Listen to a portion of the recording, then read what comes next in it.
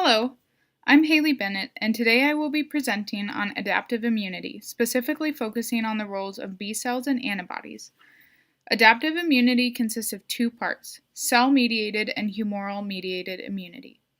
B cells and antibodies are part of the humoral-mediated immunity. In this process, there are some major players that we need to review in order to understand what's going on. The first is B cells. These are the main cells in this process. Next are antigens. Antigens are pathogenic compounds that bind to an antibody. These are the substance that the body wants to get rid of. There are two types of antigens, a complete antigen that has at least two binding spots, one for each part of the antibody, and a hapten, which is only a partial antigen.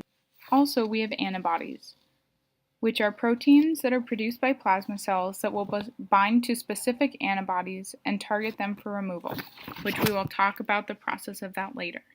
It is important to keep in mind that antibodies do not bind to the whole antigen, but to a specific region called the epitope. Let's see how all of these cells and components work together. The first part of the process is called B cell sensitization. That is when an inactivated B cell meets with an antigen and combines to make a sensitized B cell. Here we can see the antigen moving in the fluid closer to the B cell, eventually attaching itself to the B cell's MHC2 protein. After the antigen has been bound to the B cell, the next step will be for the sensitized B cell to meet up with a helper T cell. Here we can see after the B cell and the helper T cell have met up close what's going on. You can see that the B cell with its class II MCH protein has come together with the T cell receptor, with the epitope of the antigen in between them. Once the two cells have come together, cytokines, which are chemical signals, will release to help the B cell in its activation. After the B cell and helper T cell have come together and the cytokines have been released, they will create an activated B cell.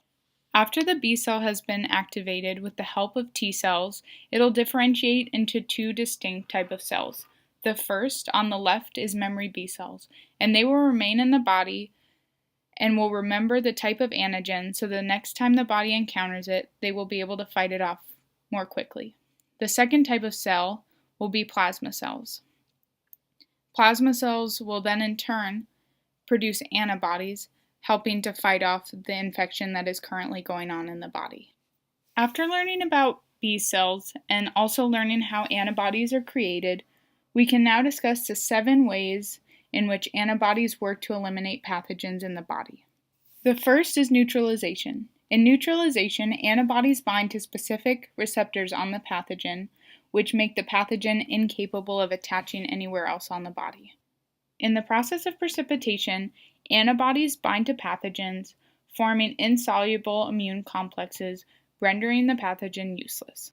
The complement system occurs when antibodies bind to the pathogen and expose a binding site, which allows complement proteins to come attached to the pathogen, binding to the cell and eventually causing the cell to lysis. Phagocytosis is the process in which cells such as macrophages and monocytes engulf pathogenic cells, breaking them down into small pieces and rendering the virus or pathogen useless. Opsonization works hand in hand with the process of phagocytosis. During opsonization, antibodies and complement proteins coat the pathogen and increase the effectiveness of phagocytosis. Antibodies help to promote inflammation in the tissue by stimulating basophils and mast cells. Inflammation occurs to slow the spread of pathogens away from an injury site. The final thing is adhesion.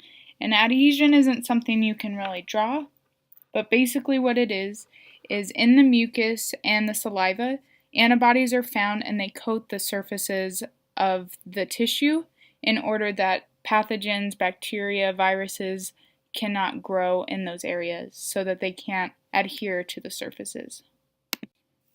This has been a quick summary about adaptive immunity, specifically focusing on the roles of B cells and antibodies. Hopefully you got something out of this and it all makes sense and is completely accurate. Thank you so much for watching.